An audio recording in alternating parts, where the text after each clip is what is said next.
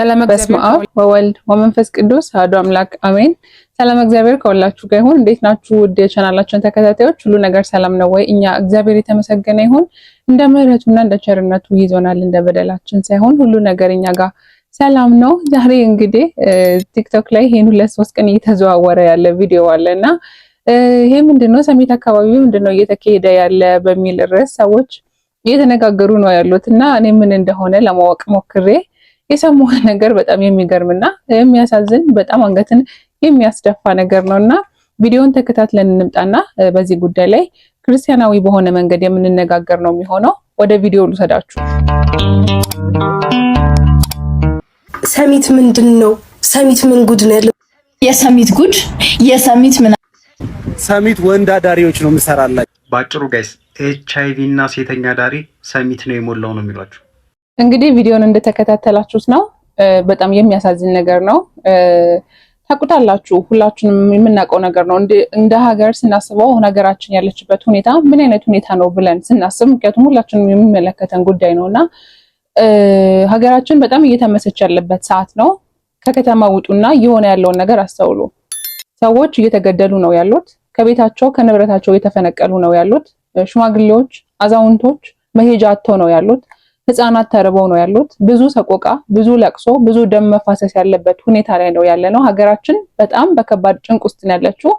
ነገር ግን እዚህ ከተማ ላይ የምንኖር ሰዎች ይሄ ነገር ስላልደረሰብን ማንም ሰው በዛ ሰው ጫማ ሆኖ ካላየ ወይም ካልደረሰበት በቀር ይህንን መረዳት አይችልምና አትሊስት እንደ ሰው ወገኖቻችን ናቸው እዛ አካባቢ ያሉ ሰዎችና በዚህ ልክ ሰው እየሞተ እየተገደለ ሀገር እየታመሰ ባለበት ሰዓት ላይ እኛ ግን እዚህ ያደረግን ያለነው ነገር እጅግ በጣም የሚያሳዝን ነገር ነው።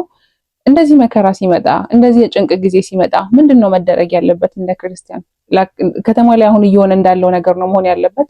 ጭፈራ ቤት መሙላት ነው ያለበት? መጠጥ ቤት መሙላት ነው ወይ ያለበት? ሰዎች ራሳቸውን ለዝሙት አሳልፈው ሰጥተው በበሽታ ተይዘው እስከ መውደቅ ድረስ ቤተሰብ እስከ መበተን ድረስ እንደዛ ነው መሆን ያለበት ሀገር እየተጨነቀች ባለችበት ሰዓት ላይ? ይሄ በጣም ከባድ ነገር ነው። በዚህ ሰዓት ሁላችንም ንስሐ ገብተን ወደ እግዚአብሔር ልንጮህ የሚገባ ጊዜ ነው። አትሊስት እዛ ያሉ ወገኖቻችንን መርዳት ባንችል ሄደን ልንከላከልላቸው፣ ልናግዛቸው፣ ልንረዳቸው ባንችል እንኳን አንድ ነገር ማድረግ እንችል ነበር። ስለነሱ እነሱ ላይ የደረሰ ስላለው ነገር ሁላችንም ንስሐ ገብተን አንድ ሆነን ወደ እግዚአብሔር ጮኸን በሀገራችን ላይ የመጣው መዓት እንዲመለስ ማድረግ እንችል ነበር። ነገር ግን ከዛ በተቃራኒ ነው እዚህ ከተማ ላይ አዲስ አበባ ላይ እየተካሄደ ያለው። ወጣችሁ ያለውን ነገር ለማስተዋል ሞክሩ። ምንም ሀገሪቷ ላይ ጭንቀት ላይ ያለች አትመስልም። ሁሉ ነገር ሰላም ያለ ነው የሚመስለው። በቃ ሁሉ ነገር ሰላም፣ ደስ የሚል ሰላም ያለ ነው የሚመስለውና በጣም የሚያሳዝን ነገር ነው። በመጽሐፍ ቅዱስ ላይ አንድ የተጠቀሰ ጥቅስ አለ። ይሄ ምንድነው? በትንቢተ ኢዮኤል ላይ የተጠቀሰ ነው። እናንተ ካህናት ሆይ ማቅ ልበሱ፣ አልቅሱም፣ በመሰዊያው ፊት የምታገለግሉ ዋይ በሉ፣ ጾምን ቀድሱ፣ ጉባኤውን አውጁ፣ ሽማግሌዎችንና በምድር የሚኖሩትን ሁሉ ወደ አምላካችሁ ወደ እግዚአብሔር ቤት አከማቹ፣ ወደ እግዚአብሔርም ጩሁ። እንግዲህ በትንቢተ ኢዮኤል ላይ የተሰጠን ይሄ የመጽሐፍ ጥቅስ አሁን ላለንበት ለሀገራችን ሁኔታ በግልጽ የተጠቀሰ ነው እና በጣም አይ ዶንት ኖ በእርግጠኝነት እነዚህ ሰዎች አብዛኛዎቹ አንገታቸው ላይ ክር አለ፣ በስመ ክርስቲያን ናቸው። ነገር ግን ምግባርና ስርዓት የሌላቸው ናቸው። በሽታ ነው ስፕሬድ እያደረገ ያለው የኤችአይቪ ቫይረስ ሰሚት አካባቢ ላይ በጣም ብዙ ሰው እየተጠቃ እንደሆነ፣ ይሄም ደግሞ በዝሙት ምክንያት ራስን አሳልፎ በመስጠት ምክንያት ነው። ሁሉም ሰው የዘራውን ያጭዳል። ዛሬ የዘራነውን የጊዜ ጉዳይ ነው እንጂ ነገ ማጨዳችን አይቀርም። ክፋትን ብንዘራ ክፋትን እናጭዳለን። ኃጢአትን ስንዘራ ኃጢአትን እናጭዳለን። የሰው ልጅ ቃል እግዚአብሔር በዚህ ልክ እየተነገረው ሚዲያ ላይ እንግዲህ አሁን ቃል እግዚአብሔር በደንብ ነው የሚንሸራሸረው። በየቤተ ክርስቲያኑ ንስሐ ግቡ እየተባለ ነው የሚነገረው። ነገር ግን የኛ ልብ ምንም በቃ ድንጋይ ላይ ውሃ እንደማፍሰስ አይነት ነው እየሆነ ያለውና ይሄ በጣም ልክ አይደለም።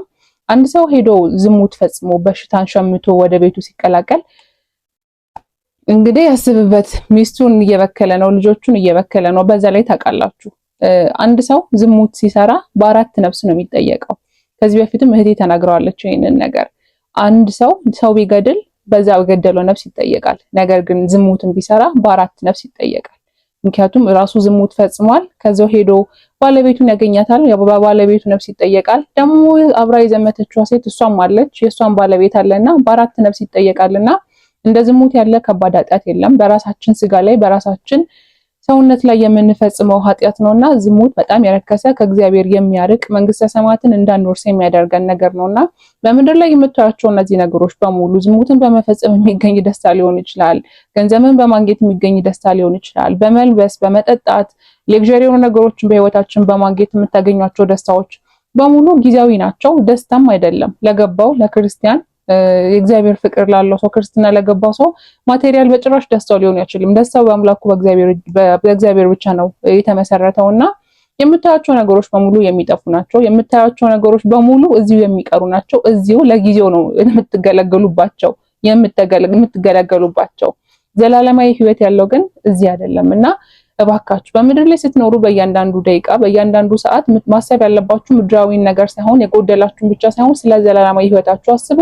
እሱን እንኳን ማሰብ ቢያቅታችሁ ስለ ቤተሰባችሁ አስቡ፣ ስለ ክብራችሁ አስቡ። የሰው ልጅ በጣም ክብር ያለው ፍጥረት እግዚአብሔር በአርአያውና በአምሳሉ የፈጠረው ስላከበረው፣ ስለወደደው፣ ስላፈቀረው ከሰማይ ወርዶ የሞተለትም ስለ ፍቅር ነውና ብዙ ዋጋ የተከፈለልን ሰዎች ነን። ራሳችሁን በዚህ ልክ አታዋርዱ። እንደ ዝሙት ራስን የሚያዋርድ ነገር የለም። ምናልባት ሰው አላያችሁ ይሆናል፣ ከሰው ተደብቃችሁ ሊሆን ይችላል፣ ባለቤታችሁ ኦር ባለቤትሽ ይሄንን አያውቅ ይሆናል። ነገር ግን እግዚአብሔር ሁልጊዜ የሚያይሻል።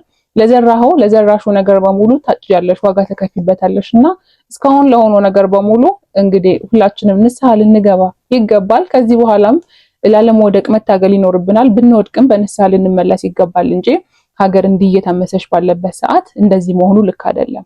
በእርግጥ ብዙ ነገሮች አሉ። በዚህ የመከራ ሰዓት ቤተክርስቲያን ጾም ልታውጅ ብዙ ነገር ሊደረግ የሚገባ ነገር አለ። ግን ይሄ ሊሆን ካልቻለ ሁላችንም ራሳችንን ልንገዛ የሚገባ ሰዓት ነው እንጂ በዚህ ልክ ራሳችንን ወርደን ስለ HIV መስፋፋት በዚህ ልክ ሊነገር የሚገባ ጉዳይ አይደለም። ቢያንስ ለራሳችን ባናስብ ስለሌሎች ሰዎች እናስብ። እግዚአብሔር የሚዘበትበት አምላክ አይደለም።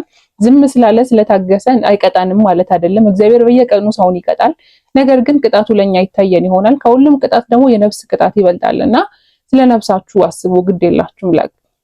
እንደምታስቡት ቀላል ነገር ሆኖ አይደለም የነፍስ ጉዳይ።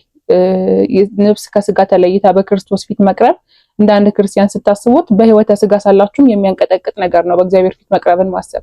ከዛም ደግሞ ነፍስ ወደ ሲኦል ስትጠለለችውን ማሰብ ሌላ ራስ ምታት ሌላ በሽታ ነውና የሰው ልጅ ይህን እያሰበ በየቀኑ ራሱን ከኃጢአት እየቆጠበ በኃጢአት እንኳን ቢወድቅ በንስሐ እየተነሳ መኖር ነው ያለበት እንጂ ራሱን በዚህ ልክ ጥሎ ራሱን በዚህ ልክ አቆሽሾ ክርስትና የለም እንደዚህና እባካችሁ እናንተም ተመለሱ፣ እኛም እንመለስ። ሀገራችን ወደ ቀደመ ክብሯ ወደ አባቶቿ ክብር እንድትመለስ ሁላችንም አንድ ሆነን ንስሐ እንግባ።